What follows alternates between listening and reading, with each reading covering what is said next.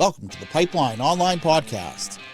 In this episode, we have Ken Frum, former CEO of SaskEnergy, TSASK, the Petroleum Technology Research Center, and Prairie Hunter Energy Corp. That's quite a bit, and he's one of the smartest guys I know. He recently did the keynote address at Williston Basin Petroleum Conference. It was called Humanity, We Have a Problem.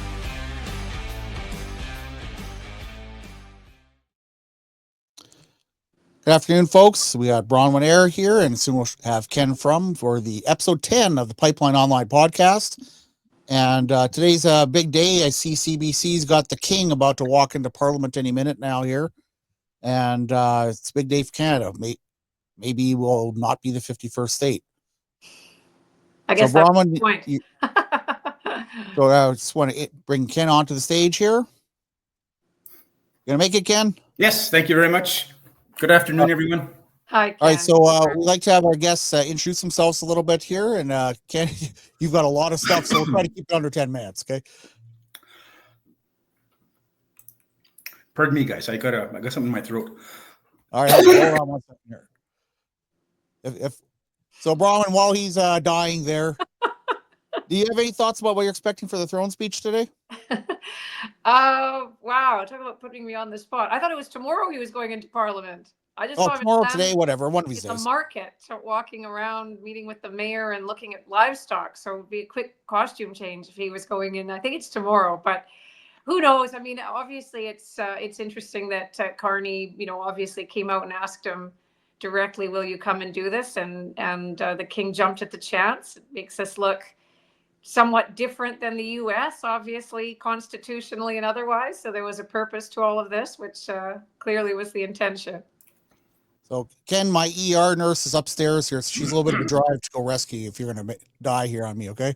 Yeah, no kidding, eh? Word to those that do not eat a nut before you go on a presentation in case some of the little stuff kind of gets stuck in your throat there.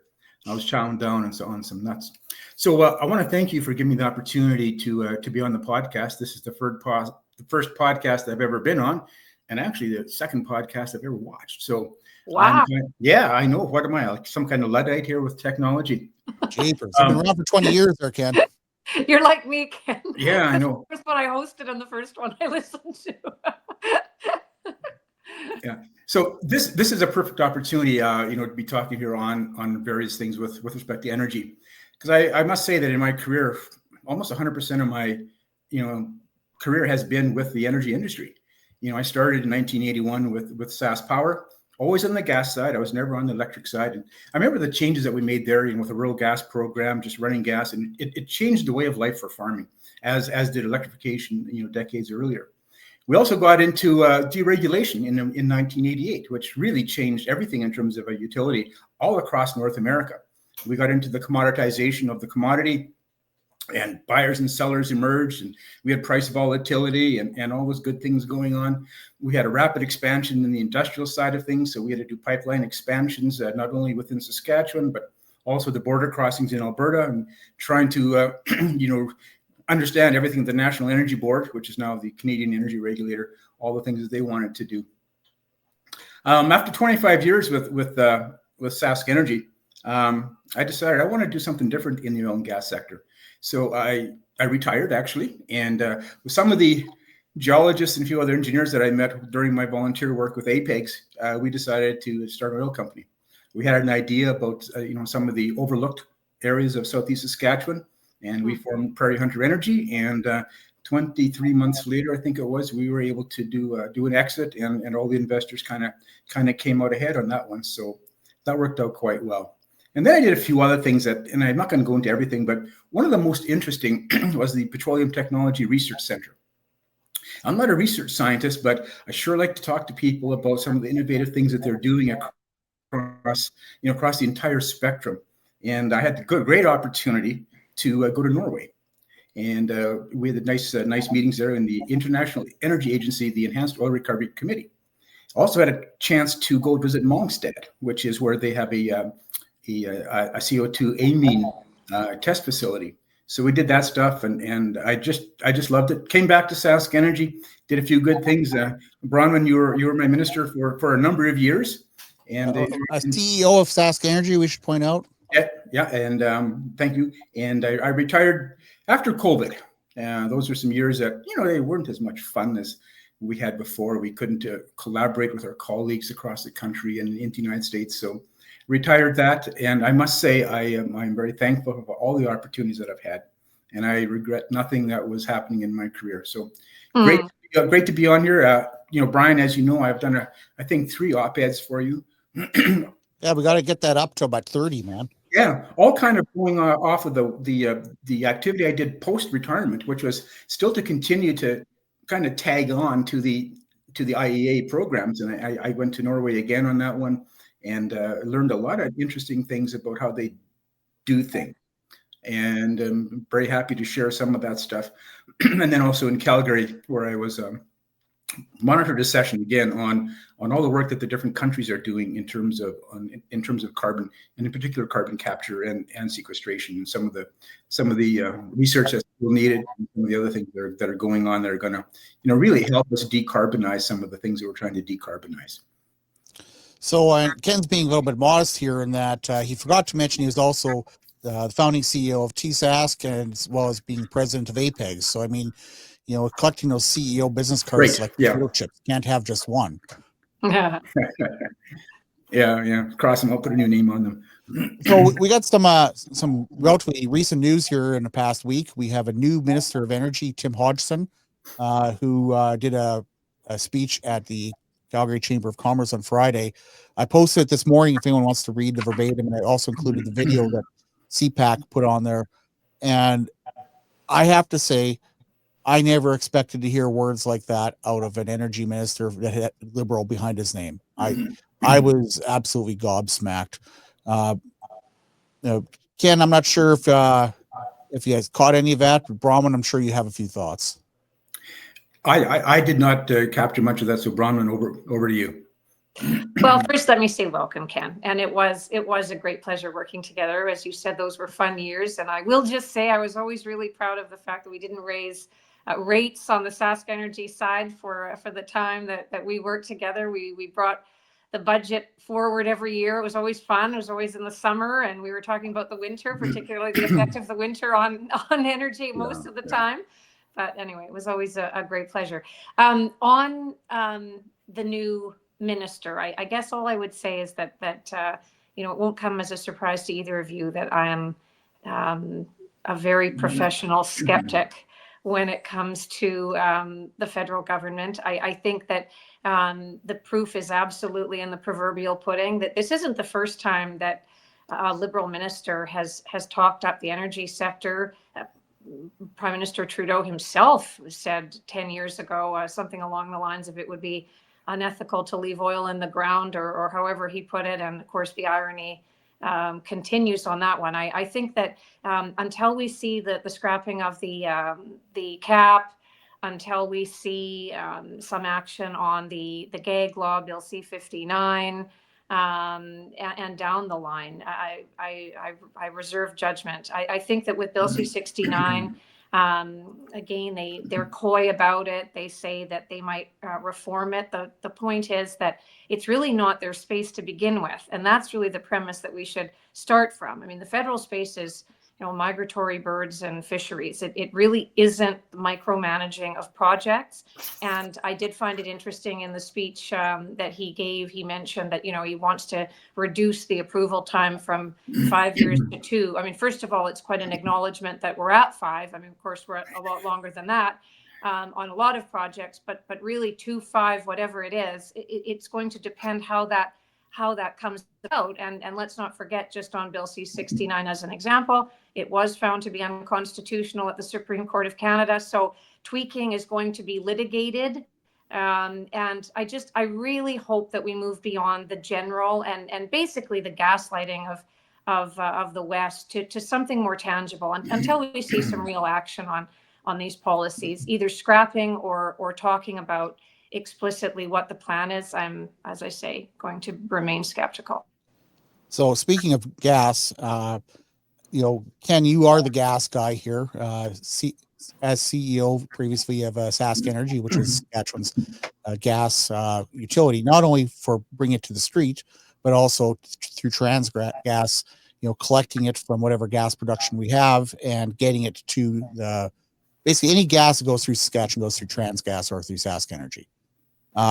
So I know Brian wanted to ask you a little bit here, get into the LNG side and what you see some futures at. So Brian, I'm going to let you take off here. Yeah, sure. Just before we get to LNG, Ken, I think it would be really helpful for people to know a little bit more from your perspective, about the reserve reality that we have in the province and the work that you did early on to secure that reserve of supply, how you did that. I mean, just Cole's notes in terms of the efforts of SaskEnergy, TransGas, and so on, in terms of those long-term contracts that we have in place, and really the good position that it has put us in as a province. I'd like to start there and then maybe get into LNG.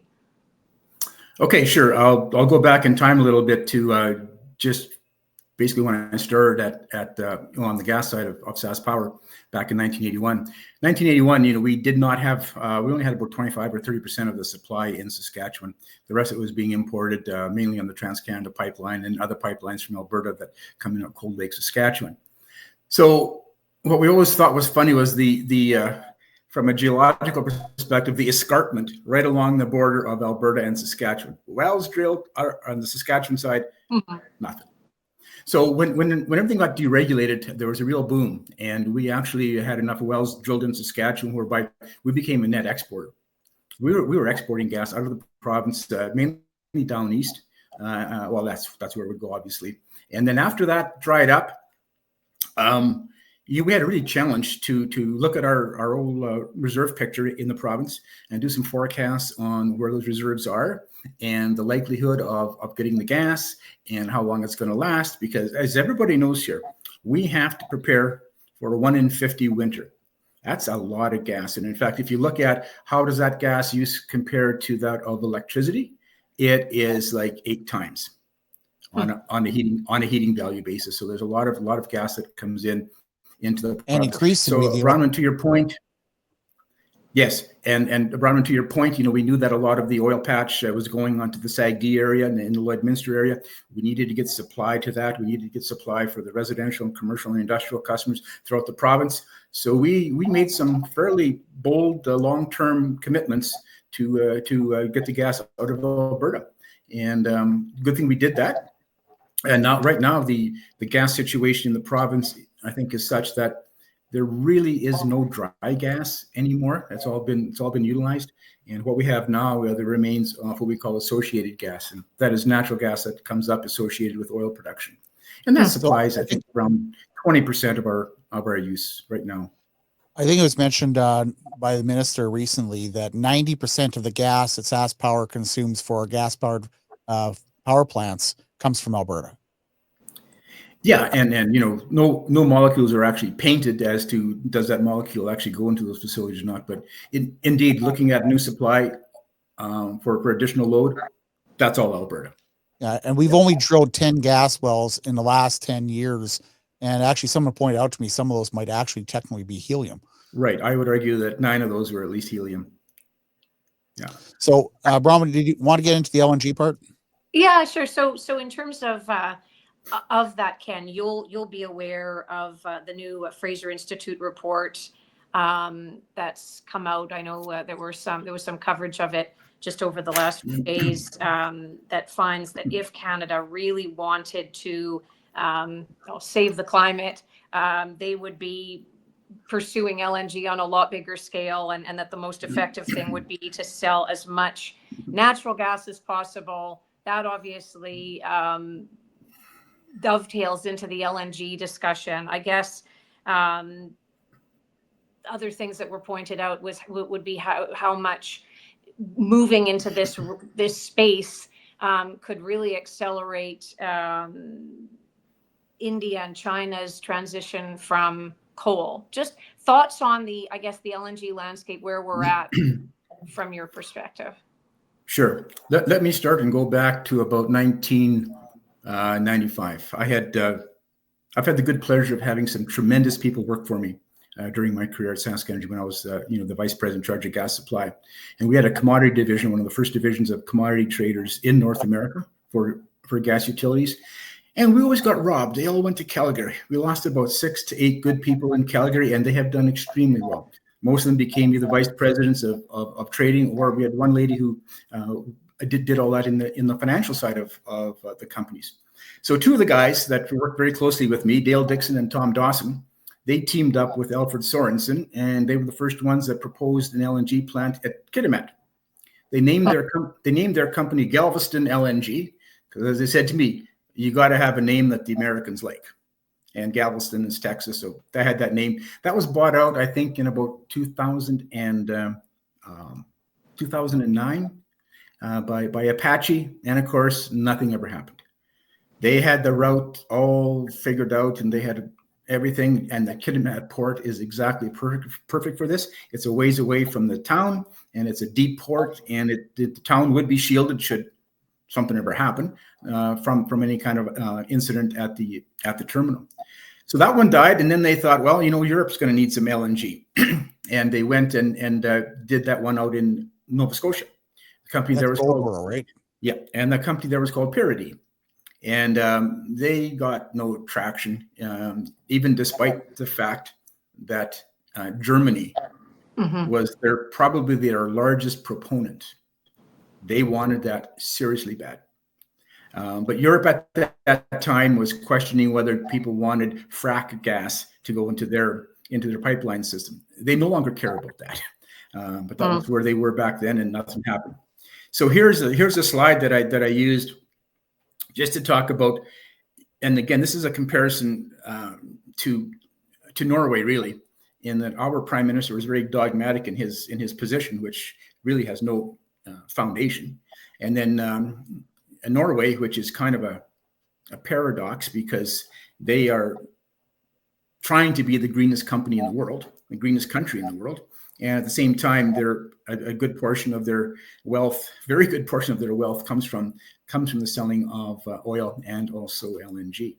So you can see here just by body language.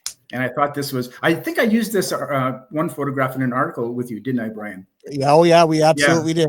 I mean, and you can just see the chancellor. You can just see the chancellor there going, okay, like, who is this guy? What's he talking I don't want green hydrogen. But that's what his face saying. Yeah. And of course, I remember these statements that the prime minister of the day at that time says, well, you can make something out there as long as you can use that to make liquid hydrogen. And of course, those two are more different than oil and water. Yeah. And I remember there was a chemical engineer on CBC. They asked him that question, and the guy goes, well, we could probably reuse some of the roads in the plant and hopefully the port, but everything else is totally different. Oh. And why the prime minister said something that was so technically incorrect and unfeasible boggles my mind. Yeah. Who is giving him advice? Stephen Guilbeault. Yes, which of course, as you just saw or just read, that he was claiming that the TMX is only at 40% capacity, which of course is a falsehood. Is it 80% or 78%? Yeah, it is. Just on that, Ken, if I may, that narrative that now is also getting rolling. Even Hodgson went a little bit on this. I mean, or wants to, this idea of it's not operating at capacity. So let's get that rolling first before we build another one. Comment. What's your response to that? Well, the reason that it isn't at capacity is because it went from 5.4 billion to 30 billion in cost due to all the delays and regulatory changes that were imposed. And a lot of them were just interest charges and re-engineering of a few things because the delays were so long. So when you look at the tolls, and the tolls must, if you have a business, the transportation tolls on the pipe need to, recover the cost of everything. So the tolls came in way too high. And so that's why it's not getting the full capacity. It's if the tolls were different, if the tolls were the same as the Enbridge main line, which is, I think, about a quarter of the toll. Interesting. Yeah. Then that would be full, and that would be the primary one. The ironic part of all this, just the way everything goes in terms of time and everything else, I think half of the oil that flows through there and gets exported ends up in the United States on a tanker. Of now, course. Is that because, it takes time to get logistics going? No one really knew when this was going to get online. So the other companies, other oil companies or countries aren't really into that game right now. But I remember the Kitimat issue. I suspect the reason that California is buying the heavy oil is because Bakersfield is heavy oil, and they have a governor that thinks that they shouldn't be pumping their own oil, even though the California oil field 100 years ago was one of the largest on the planet. Yeah. So, I mean, they're choking off their own supply. They got to get it from somewhere to supply their refineries for 40 million people. Oh, I guess we'll get it from Canada. Yeah. Maybe they should work out so we don't have that same differential, that discount all the time. Because that was the driver. That was the driver in getting TMX there. Is that increase in tolls going to offset, or is the reduction in the discount going to offset the increase in tolls? And it's kind of 50-50 right now. It's up in the ballpark. But I want to get back to LNG, Bronwyn, and North America exporting LNG to Asia. When you look at a globe, you can see why that makes perfect sense. BC, Kitimat, and even further north, they are days closer by ship to Asia than California.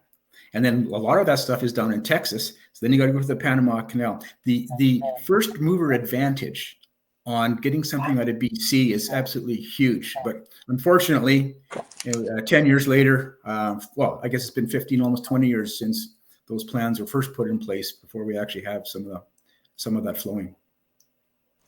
So I wanted to talk here. We're going to go for a brief commercial break here. Good time to get some water in. You can if you need to. But we're going to talk about the Economic Impact Assessment Tribunal, which I think, Bronwyn, you were involved with as minister, and Ken, you were the energy guy on that. So we're going to get to that in just a second here. We do have a new sponsor, and we are going to show them here in just a second. And they are, in addition to Grimes Sales and Service, this is General Well Servicing. So we'll be back in 3 seconds, folks. For your well servicing needs in Southeast Saskatchewan and Southwest Manitoba, you need the General. That's General Well Servicing of Cardiff, Saskatchewan. They've got a fleet of double, triple rigs, pressure vessels, and lighting rentals ready to serve you. They can perform rig assist and frac assist operations as well. Call Kevin at 306-482-3244. That's call the General at 306-482-3244. Yes, sir. Excellent. Congratulations to them.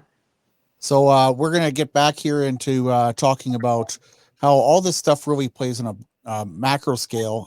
Bronwyn, you want to get into how the SaskEnergy First Act came about, which then drew into the Economic Impact Assessment thing. That was kind of the hand of that sort of legislation, and how you drag Ken into it. And Ken, if you can tell us what that all meant. Yeah, I dragged Ken into it. That's for sure. The SaskEnergy First Act, Saskatchewan First Act, had as a major premise the establishment of the Impact Assessment Tribunal, and the real reason for it was to establish the financial cost of federal policies, because we felt that if we were looking at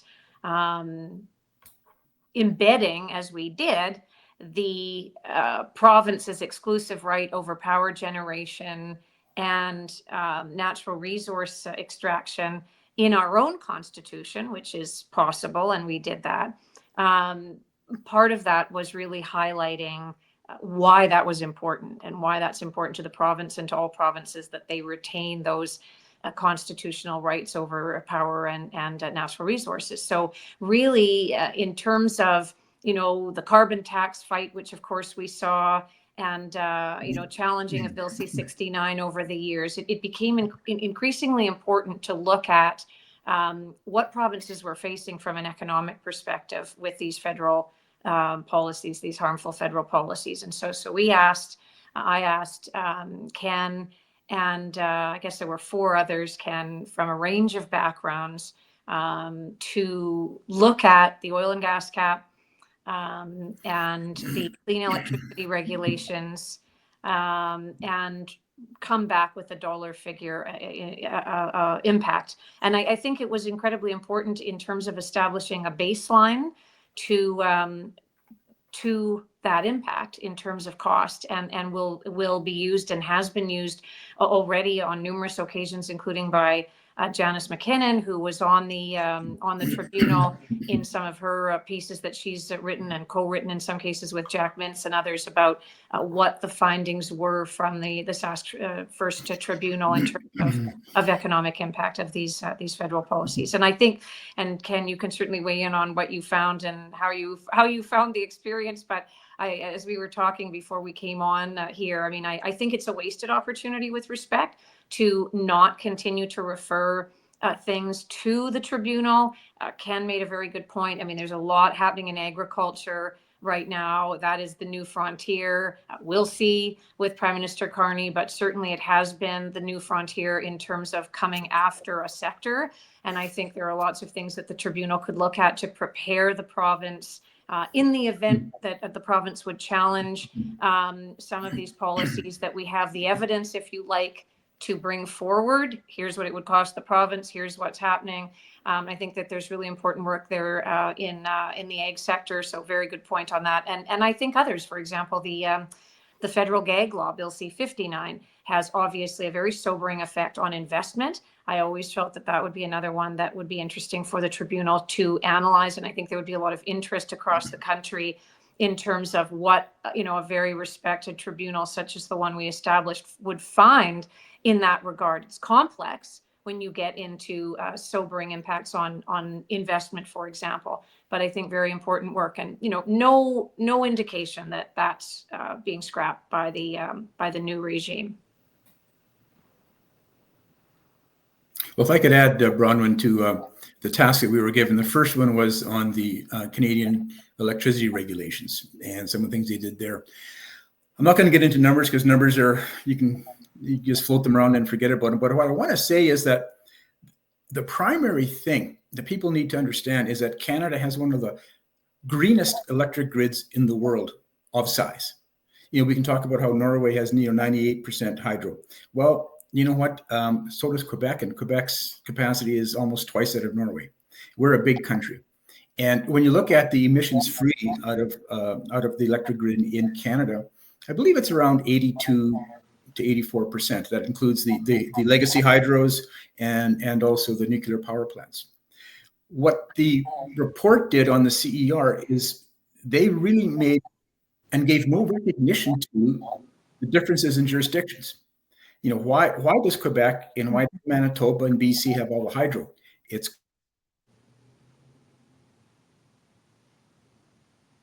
We're flat.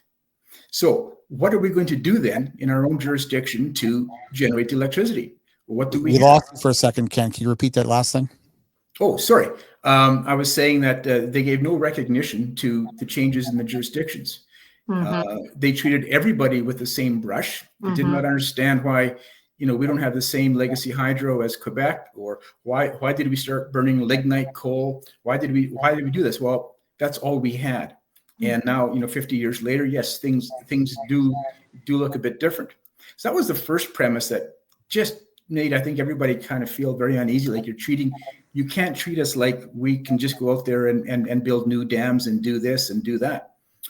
The other thing that, and this is a very small point, but to me, anyways, it just was a demonstration that there's no common sense on some of this stuff. I'll give you an example. Over the decades, industrial plants, in particular in Alberta and Saskatchewan, and perhaps elsewhere, I'm just not as familiar with those, where we have what we call cogeneration. They need to burn something to get heat for their industrial process. And when that heat is used up, there's still energy left there, and they're going to do cogeneration and make electricity. And some of them have such a need that they can actually make more electricity off their, I don't want to say waste, but off the stream, more electricity than what they need. And they sell that back into the grid. SaskPower willingly accepts that. Why wouldn't they? Well, according to the CER, they were going to disallow that. Makes no sense. The fuel, whatever that fuel might be, it's already been burnt. It had already been combusted. It's already generated the heat.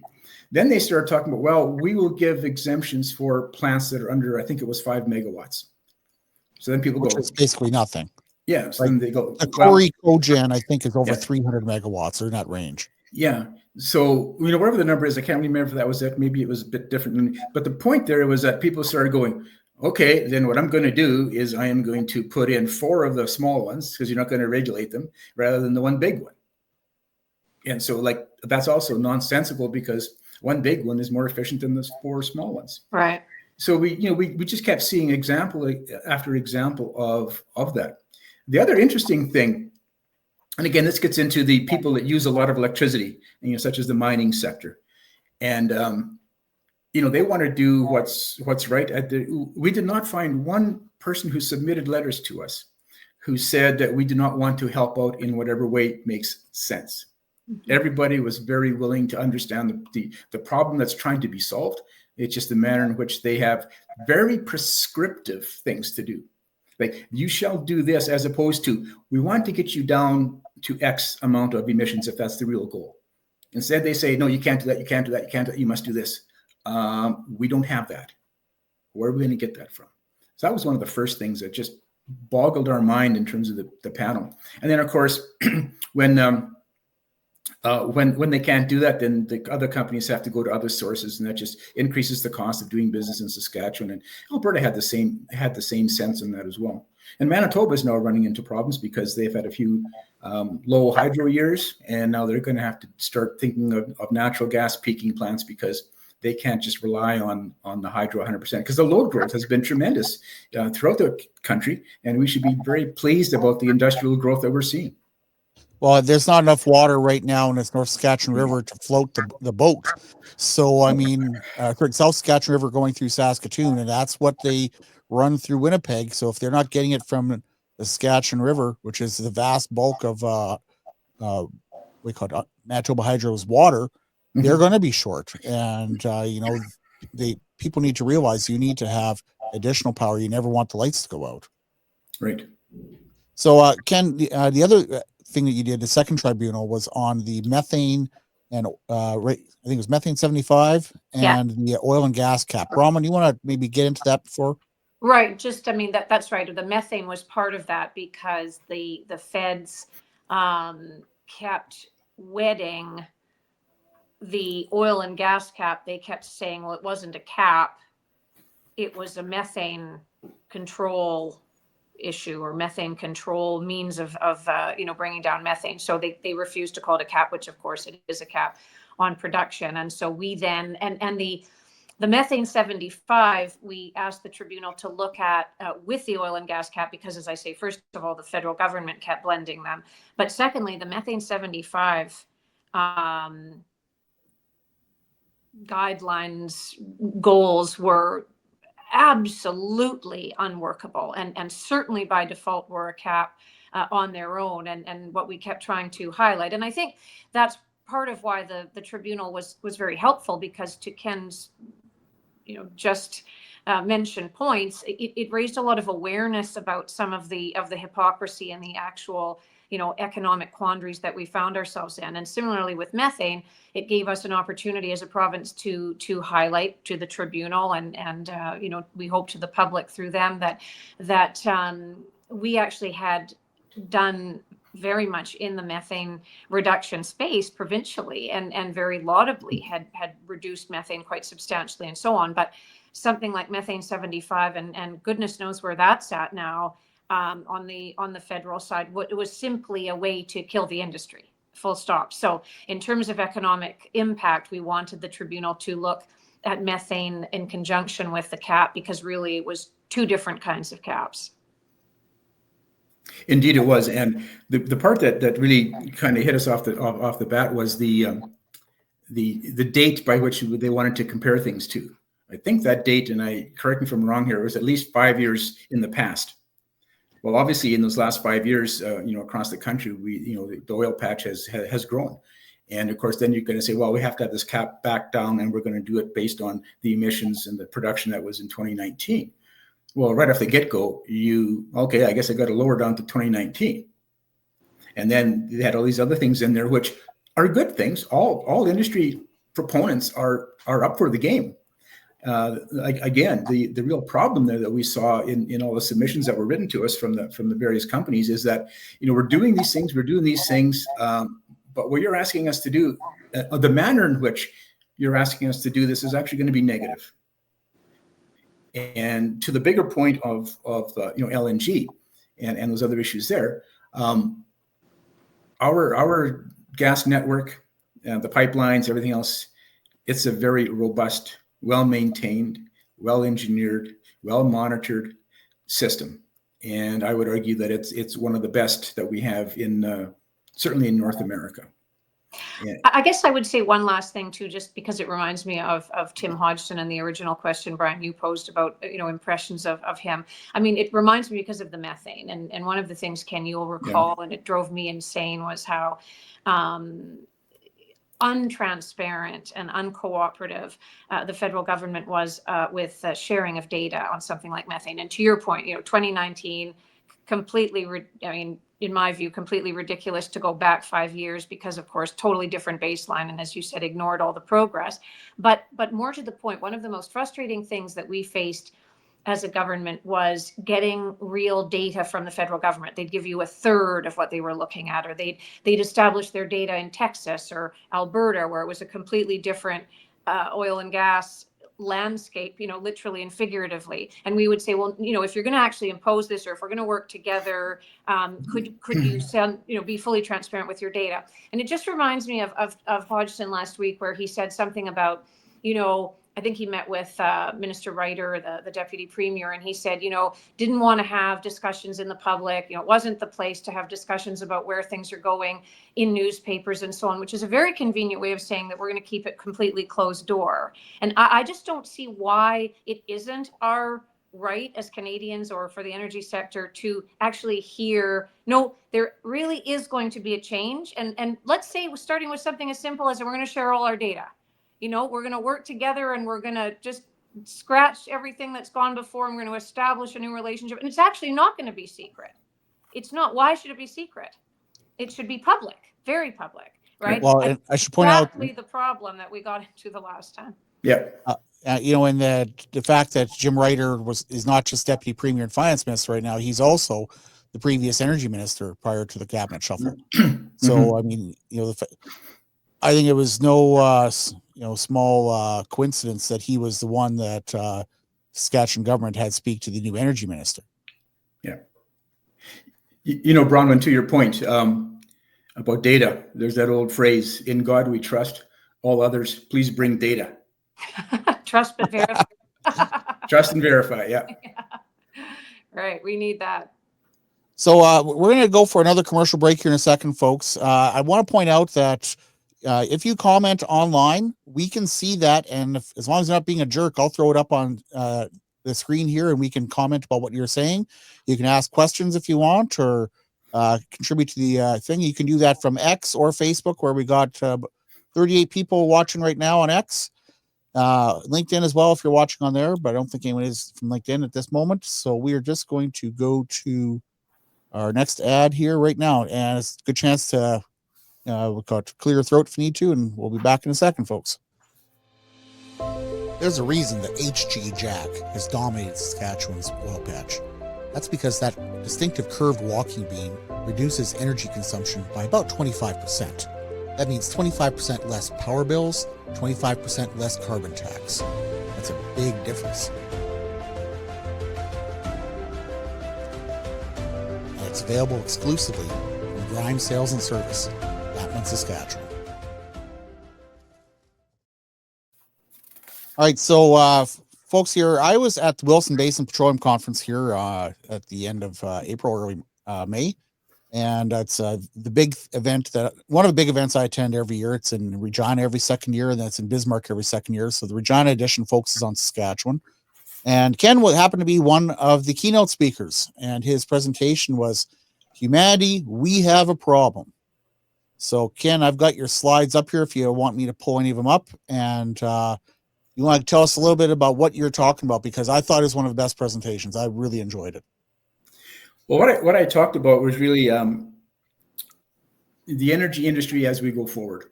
What does it look like? Because we hear all kinds of things out there about an energy transition. And Brian, I remember the very first article I wrote was that transition is not a good name for it, because transition by dictionary definition means you're moving from one state to another. And really we're not doing that. It's undefined what that other state is. And in fact, the things that you find out now from almost everybody is that it's all of the above. We are not going to transition from a fossil fuel to this in the time frame that they're talking about. Not saying that won't happen, but in the time frame they're talking about, it has simply never been achieved before in history. And here we have a little diagram here where I show the energy usage, the primary energy by source over different decades. And if you look at the graph on the right-hand side, again, the dates are interesting, 1856 to about 2010. And what I want to show is the very bottom, human muscle, animal muscle. Everything used to be done by humans doing labor, or we had the work animals doing labor. And then we used a lot of fuel wood, and then oil and other things came on there.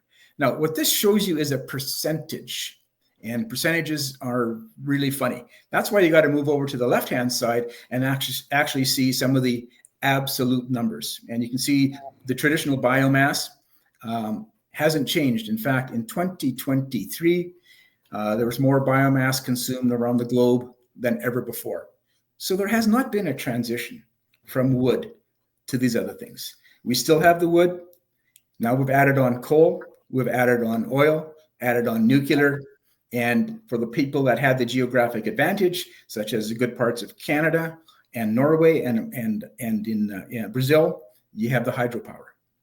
And they're all. When I was a kid on the farm, we had a wood stove that provided the bulk of our heat, and we only used oil when we didn't have enough wood. Yes, and in fact, Brian, if you were at the conference, you would have heard me talk about, growing up in small town Saskatchewan in the late 50s, early 60s, there was no natural gas to those communities. So all of our heating was, in today's vernacular, biomass.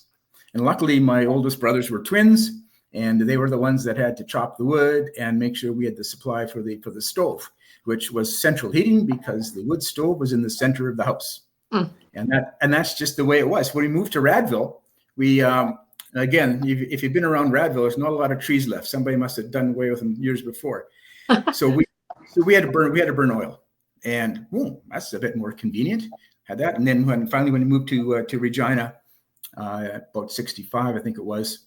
Then of course, Regina had the full natural gas, very convenient, nice and clean, yada yada yada. So people have added on to things worldwide, not eliminated one in favor of another one. And that's the vernacular that needs to change so that people can understand that let's get better at things, absolutely, but let's not just say in 20 years or 25 years, we are going to end all of that. That has never happened.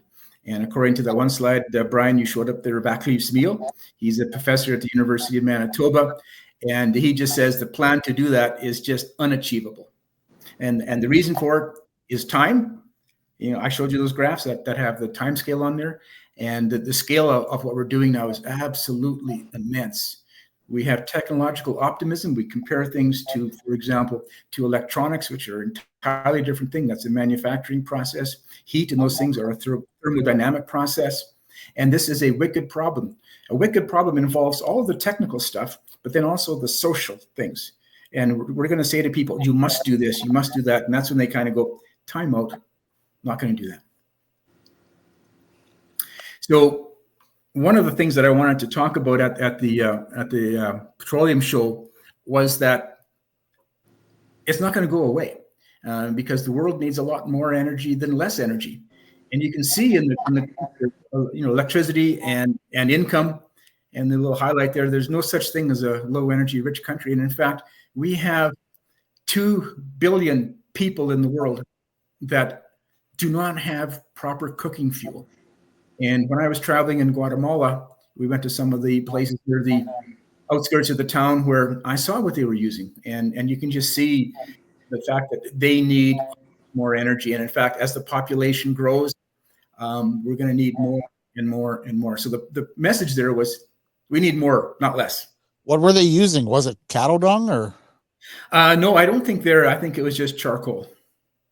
Yeah, every place where you could just see the blue smoke coming out, and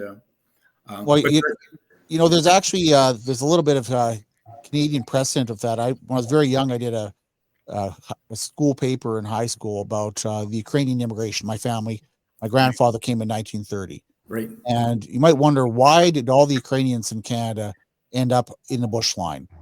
So what happened was that Ukraine is so short of firewood when that they left Ukraine. They literally, I found an anecdote, they used to take matches and they would cut matches in half to conserve wood. So if you ate anything in Ukraine, it was burned over cattle dung. So that makes for real appetizing lunch, let me tell you. Yeah. So when the Ukrainians came across and they got off the train, they got off the CPR around Regina and whatnot, and they looked around and was like, where's the trees we were promised? And all the Englishmen who settled along the flat open prairie, like you say in Radville, said, oh, you got to go north. Yeah. So all the Ukes went north until they got well into the bush line. And that's why Dauphin and Yorkton and Vegreville, they're all in the bush line, because the Ukrainians who grew up without biomass for energy, they said, to hell with that. We're going to go where there's something we can burn. Yeah, that's excellent. Yeah. So, okay, so here's the global outlook, and you can see the references down there. It's a bunch of different references. The global outlook, ExxonMobil put one out there, and there's a bunch of third-party things on there. But I really want to focus on the one in on the right-hand side, because that shows you globally with today's output, but no investment, it declines fast. And one of the primary reasons for that, I believe, is the fast decline rates of the new discoveries in the United States and Texas, the Permian. They decline really quick, and that's why you have to invest in the new fields all the time. But you can see there's also not that many years out from today where new resources and projects are needed. And in my mind, one of the benefits that we have in Canada and here in Saskatchewan is we have some heavy oil. You look at the oil sands. Yes, I know the carbon footprint on the oil sands is not the best. But last year or 2 years ago, when John McKenzie from Sonova, he's the new CEO of Cenovus, he came just 4 days into his new appointment to the Williston Basin show, and I had the good fortune of giving him an interview. And his main points were that, there's no credible forecast that says we're going to be without these things in 3 to 4 decades. And we need to have a complete energy mix. And when I asked him about the emissions profile of the oil sands, he said, well, the right way is to decarbonize the barrel. Okay, so how do you do that? Well, here's my take on it. When you look at the oil sands, we know where they are. We're not exploring for them anymore. What we're now into, in my opinion, is a manufacturing process. We take the stuff and we manufacture it, change it to get the outputs that we need. And with all manufacturing processes, you need to innovate and find new ways of doing it. The factory's been built. That was the expensive part, building all that stuff for the refining. And now with Pathways Alliance, I'm pretty confident that they're going to year over year, and because they have in the past, I think they can do that in the future, improve their carbon footprint so that the oil sands does not get the same international hand wiggle that it gets in some jurisdictions. And in Saskatchewan, we're lucky we have CO2. We have the Weyburn-Mydale field, which has been on CO2 flood now for a good 2 decades, I think it is. And 25 years. 25 years, there you go. And for those that don't know what CO2 does, it's basically, from a non-geologist, it's a solvent. It's kind of like, you've been working on your car and you got oil in your hands and you want to clean your hands off. Well, back in the day, we just poured gas on our hands and it cleaned up nicely. Well, that's really what happens with the CO2 in immiscible flood. It acts that way. It just allows things to dilute the oil, so to speak, although it doesn't quite. It's a different process, but nevertheless, it gets it to the wellbore, and that field likely could produce, I don't know, another 30 years. It's amazing. The recovery factor on that has to be one of the highest in the Williston Basin from a conventional reservoir. It's got to be. Absolutely. Did you want to get into the stuff of Norway here, Ken? Sure. So you can see some pictures there of lovely Norway. And when I first got there, we had a tour of the museum, which you can see there on my smiling face, along with Eric Nirkel and Farshid Tarabi. We went to that nice, beautiful museum. And one of the first things we said to our host was that, wow, I'm not sure in Canada we could actually build a museum for oil and gas. That might be frowned upon. And they said to me, well, we built this about I think it was 10 or 15 years ago, but today it would be harder. First thing we see when we get in there, and you can see it in the bottom left-hand corner, how did the oil fund become the people's fund? And everybody has an app that shows how much the oil fund is worth. Everybody sees it every day, and everybody participates in it.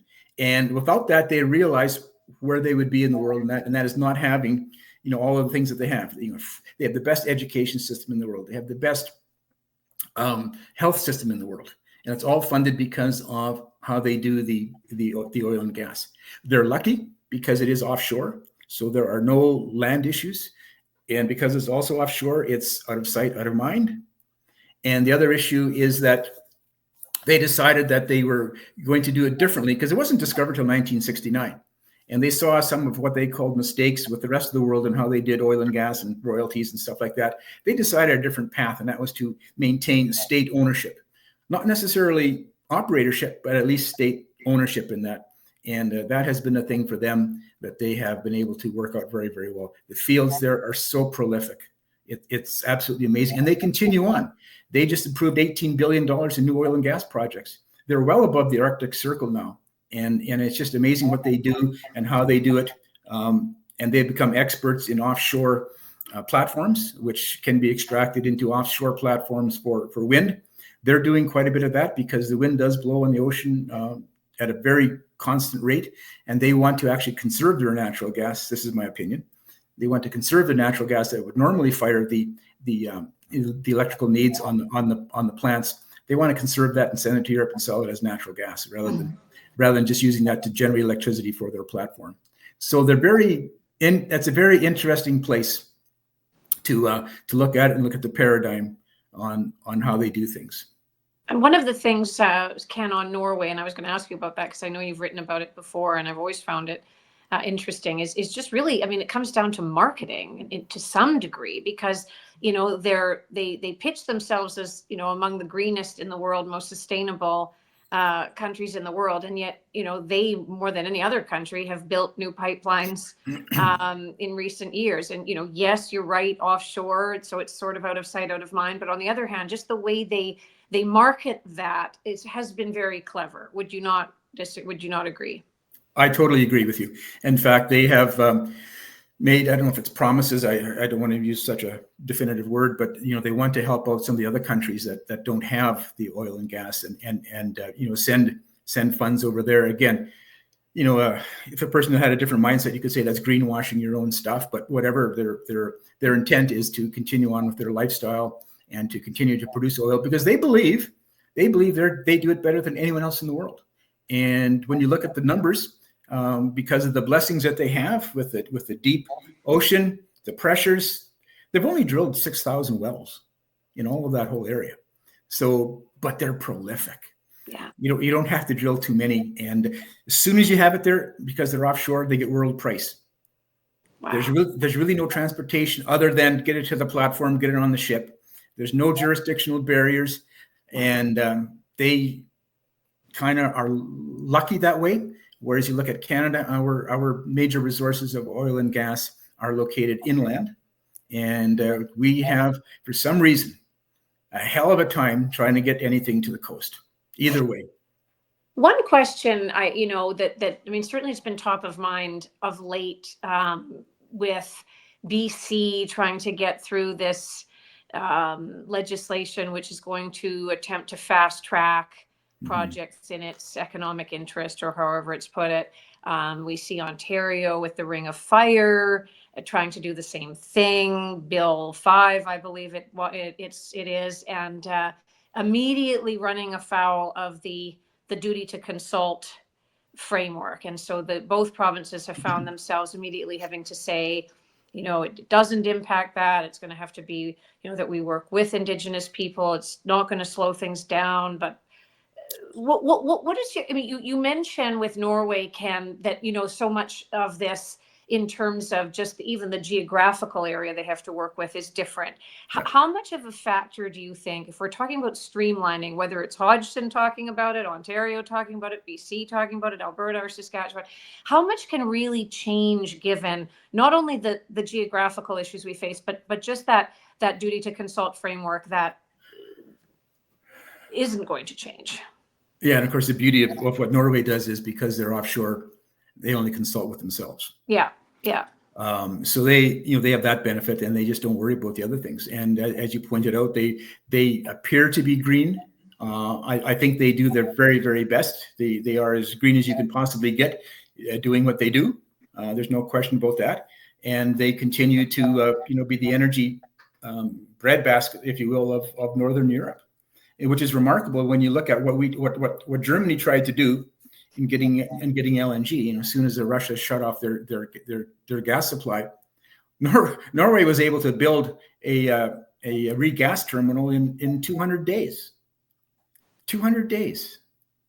That's what you needed to do, and that's what they did. Whereas we take so long to do everything that we are just we're last out of the gate, and the first time we hit one of the lines, we stumble on it and go back, and we start again. And we got to improve that. It's what I call regulatory entropy, and of course, entropy is a natural disorder of things and randomness if you don't put energy in. So if we don't try and change our policies to make them more efficient and get rid of the things, if you want a new one, get rid of 3 or 4 old ones. Streamline things. Don't keep piling on, because eventually when you pile it on and you have regulations that have been there for a number of years, you got new ones, they contradict each other. Contradiction causes confusion. Confusion causes uncertainty. Uncertainty causes no one wants to invest. And that is part of the problem. All you got to do is look at the GDP growth for the major countries in the last 20 years. We're almost last. And I believe the number is hardly above 0. So you look at that and you just go, we got to do something here. And that's become a big issue in recent weeks and months, is that people are starting to notice, holy crap, we're being left behind, and it doesn't look very good for us. No, it reminds me of my master's track thing in Moose Jaw. For some stupid reason, I decided I was going to do an 800, which for a sprinter is a long ways. And so I'm running there, and I went out hard for the first 400, and then the next little bit was hard. It was so hard that as I'm coming around the home stretch, they were already putting up the hurdles for the next event. So I had to keep yelling, "Hey, track." So when you do Canada. Yeah. So my point there is, there's a time frame that we have to work in, and if we don't work in it, we are going to be irrelevant because someone has beat us. I just noticed yesterday on CNN, a fellow, he was the CEO of ConocoPhillips. His name is Ryan Lance, and he is very, very bullish on LNG. And his numbers say that LNG will likely double its production in the next 10 to 20 years. And he says the reason for that doubling are the benefits of natural gas. And he says, as a company, what they got to do is they need to make sure they are competitive. So we know that whatever we do in our energy space, whether that be electrical generation, whether that be nuclear power, whether that be oil and gas and fossil fuels, we need to be competitive. To be competitive, we got to get rid of all those things that drag us down. Maybe we need a hockey coach to come in and just clean up the team somehow. So in regards to our production growth here, is this kind of what you're referring to, is about how are we going to get there? You can see it, from the last decade, actually, we have had a fairly good increase in production. I had a number here somewhere. It's like 14 odd per, here it is here. So the decade growth between 13 to 23 in Canadian oil production, we increased from 3.5 million barrels per day to 4.9 million barrels per day, which is a 41% increase in that decade. So despite all those things, we did that. So if you make it better, maybe we can have that graph continue to go up, and we can do more.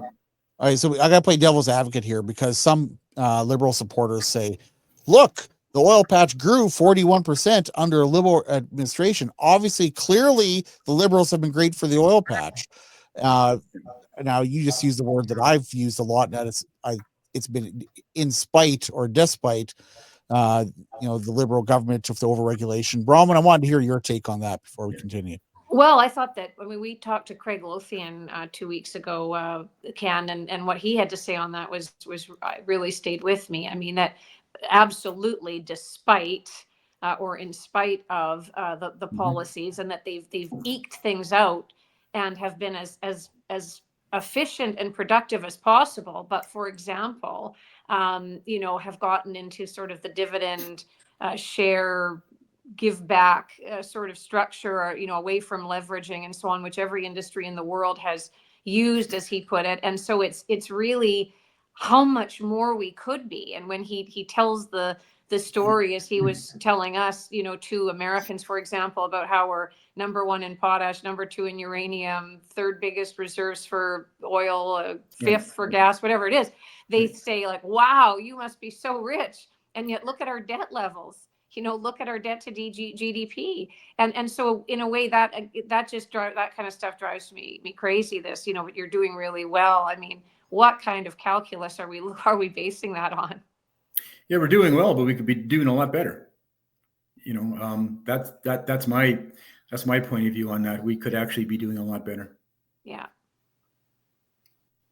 What's the timeline, would you say, Ken, on LNG? Let's say if everything, I know that given what you've just said, probably it's pretty challenging and difficult to predict, but, realistically looking at, let's take the new federal government on its word for at least a couple of weeks and assume we might look at some sort of corridor or streamlining of something. And if they're going to streamline anything, it might be LNG. Where are we at with the projects west and, well, particularly west? Is it realistic within the next 2 or so years that could? I mean, if, for example, I think they did signal that the tanker ban would be lifted. I believe Hodgson said that.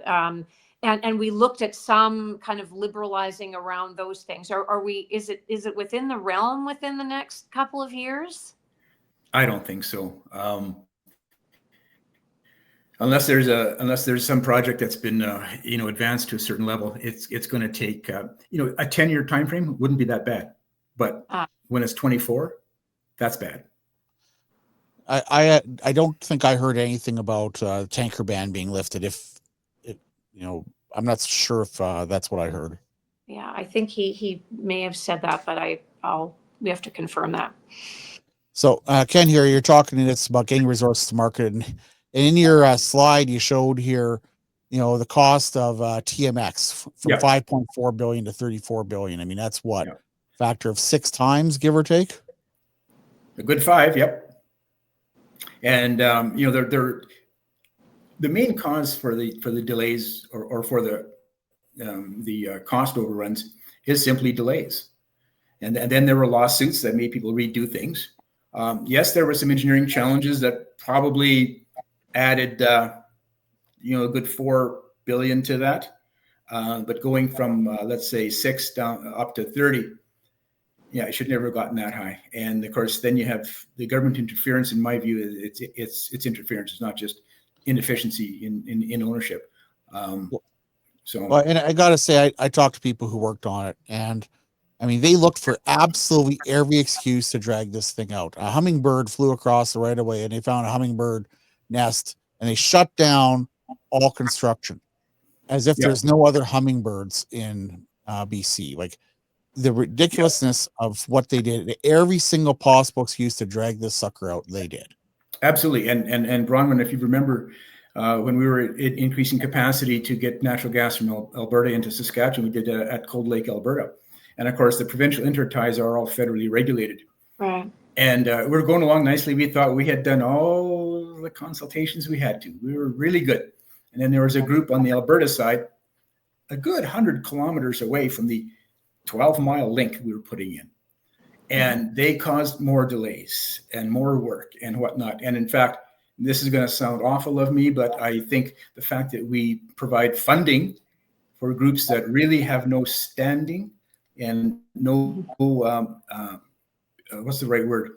They're not impacted, but they get funding and they hire consultants, and just the longer they can keep doing that, the longer they get paid. And I think that's one of the problems that we have, certainly in some of that cases there. Yeah, I agree. Yeah. So here we're talking about TMX here a little bit. The timeline, the fact that Kinder Morgan, which has run pipelines for generations, walked away from this and just threw their hands up. Yep. And the TMX could have been built with public things. One of the things that stuck out from Tim Hodgson's speech on Friday, again, folks, that's currently the lead story on pipelineonline.ca. He talked about how he worked on securing the financing deal to build the Alliance pipeline. That was the last major pipeline I worked on when I was young and skinny. And, so I spent 16 months working on that. We built a pipeline from Dawson Creek all the way to Chicago it was about $5 billion on time, on budget, spanning half a continent. And it was doable. And back then we used to build pipelines in July and August because that's what you did. But federal regulation now is, God forbid a birdie builds a nest that might get disturbed. And so you cannot build a pipeline during July and August unless you've had it cleared beforehand. So most pipeline construction does not happen during June, July, and August when it's the best season to do it. Instead, they build it when it's minus 30 and everything's slippery and dangerous and icy. And that's just a perfect example of regulatory. Now, the farmer, he can farm that field no matter what on both sides of the right of way, and he can go take his air seeder and his sprayer. He can do whatever he damn well pleases going across that right of way and disturb whatever he wants. But God forbid if you disturb one nest if you were a pipeliner. And it's just the utter ridiculousness of why these things cost so damn much. We had a situation. I remember when I was on the board of Canadian Gas Association, one of the companies was talking about building up north, where it's muskeg, and then you need to build in the wintertime, right? And I forget the exact details, but again, there was a very specific bird, and apparently with that bird, you have to, even if the nest is empty, you have to give it 12 months at least to see if the bird is going to come back. Wow! And everyone just kind of said, say that again. What if it got eaten? Well, then after after 12 months, you can go. If it did come back, the next one. then you're done. Craziness. But to your point, Brian, I'm an animal lover. I don't want anything. Yeah, and but I think people forget that animals, wild animals, whatever, they are very resilient. Look at the things that they have lived through in the history of the earth. And yes, some didn't make it, like the. So we lost the air for a second after some didn't make it again. Yeah, they just move away, and it's really quite. Yeah, and the thing is that a pipeline right away is 26 meters on average.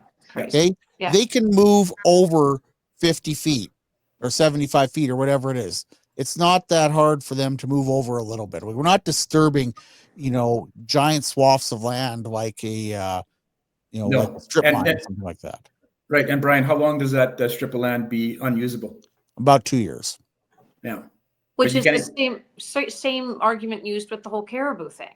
Yeah. That they somehow, if you're building a mine, they can't move half a kilometer to the east, north, west, or south. I mean, it's the same thing. It's absolutely a tool to kill development, period. That's it. What I like on that whole thing with caribou and deer is what they've done on the number one highway. They build overpasses for the animals. Mm-hmm. And yes, the first year, not too many went through, but someone told them this is what we're going to do. And now they're all using it like nothing. Just time of day, because they have cameras set up to see what the usage is. And so animals adapt. They're not dumb. My cat has total control of me. I know that. Yeah. So I showed a slide here on regulatory entropy. Is that kind of, we got that one covered then? Yeah, it's just that, compliance costs go up and timelines just become unworkable. Yeah. And it's because we need to harmonize. And the problem that we have right now is that there's so many regulations out there that contradict each other. You think you're complying with it, but this other one will come up and say, "Well, no, you're not." And so we need to improve that, and that does not improve by itself. It will continue to get worse and worse just by the natural law of nature. So you got to put energy in to work at it, and that means let's get rid of a few things. I think we've already tackled this one here. One thing that I like on this one, if you go back, Brian, is one of the tribunal members, Bronwyn, Estella Peterson. Yes. She also did an op-ed in the National Post, and I asked her if I could use her quote, and she says, "Oh, please do." And so this is her quote on this. And she's an Indigenous person, and she loves the work that they do, and she is an amazing person. I remember getting a phone call. She couldn't make one of our meetings. She said, "Yeah, no, my house is burning down again for the second time here at Fort McMurray." Oh no, is that right? It was so traumatic the first time. I know. And then she just said that as a matter of fact. Sorry, I couldn't make it, guys. Yeah. Gosh, I didn't know that. Isn't that a thing? No, she was lovely to have on there as well. Really an interesting insight that she could bring. Very pragmatic. Yeah. Yeah. She doesn't get into the dogma. She's just very, very pragmatic into all that stuff. Yeah, absolutely. And okay, an energy superpower. So this was a thing that it's got a lot of thing in the media recently. Stephen Harper first coined this term back when he was doing a speech in New York, if I'm not mistaken. And then the Trudeau Liberals kind of hated the whole idea. And then all of a sudden, we've got both Carney and his new minister mentioned this, I think, once or twice in his speech on Friday, talking about us being an energy superpower. So can you get into this a bit, Ken? Well, just look at that very first paragraph there. We got the third largest proven oil reserves. We have high-grade uranium that the world is going to need more of. We know that. We've got a fifth of the world's fresh water, which they're going to want, but we don't want to give them to them. Our potash and all the other critical minerals, we have all that stuff. It's well established. These are not predictions. We have it. We just need to continue to use our expertise, because the people there who are doing them, they know exactly what they need to do. But we got to stop this nonsense about trade barriers internally. We can't get oil or gas across a certain imaginary line in the sand. Let's think about how they do things in Norway. Norway is one country. They're small. They have, and the reason they succeed, I think, is because they are of real common, what's the right word? They just believe in the same things. And it's a community working together. They don't have a bunch of different interest groups that are going to fight each other. Having said all that, yes, they do have the environmental groups that keep them honest. Absolutely. They have the business groups that keep them honest. Absolutely. But they are all committed to move in one direction. And again, that is a testament to the fact that there are only 5.5 million people as well. Yeah. And it's, they're basically the size of Alberta, or less, actually. Yeah, it's less. Yeah. But I do, I think in terms of the energy superpower talk, again, the only way to actually have that have legs is to declare something like an energy emergency. It's the only way. It really is the only way to sort of cut through what's really been holding us back. And it has to be a kind of a peace order and good government national emergency thing, because that's the only way the feds will actually see that through, and it won't get tangled up in what we're seeing with Ring of Fire, threats of violence in BC, and the rest, just the rest, right? Yeah. And so unless we see this through, actually, it's all talk. And we certainly can't have those talks behind closed doors. No. Not to be flippant, but back in the day, going back, if a person did something wrong or didn't do it right, your daddy would kick you in the butt. One of the things about the energy superpower, I'm hearing a lot more from both Premier Smith and Premier Moe about seeking to double both Alberta and Saskatchewan's oil production. The two of them are sharing a stage for Inserva here in mid-June in Calgary. The Premier will be talking about that. I actually, I sent them a 5-point plan. I figured, you want to reach 1 million barrels, here's how you do it, because I'm kind of forthright that way. And actually did a speech to that regard in Calgary a month ago. So I sent them the speech, and I'll be publishing that very soon this week. Folks, you can take a look at that. I wasn't as cool as Ken was at the Williston Basin, where he had his TED Talk headset there, and he was, you got the poor man's version of his TED Talk here on a Pipeline Online podcast, but and he saved $1,000 having to pay for that too, so it works out good for that. I have to say this has been a really good conversation. I do hope that we hear more about looking ahead and making us into an energy superpower. Imagine what we could do if we did double oil production. I mean, Premier, and I will not let him live this down. In his victory speech, said he wanted to get a doctor for every person in Saskatchewan. Well, we're not going to do that by doubling tourism, because we're never going to double tourism. We're not going to get that from doubling potash, because it takes generations to get potash mines built. But we can double oil production. And that's our biggest contributor to the economy. And pipeline online here, we're going to be honking that horn. We're going to be screaming it from the top of our lungs as best we can. Bronwyn and Ken, any closing thoughts? Just lovely to have you, Ken. Thanks for all your insight today. Oh, thank you. It was fun being here. I enjoyed it. Thank you. All right, folks. We haven't got anything lined up exactly next 2 weeks, but we'll figure something out here. And I said, pay attention to that speech I'll be posting here later in the week. That is going to be pretty exciting. I also have a good story about Strathcona Resources.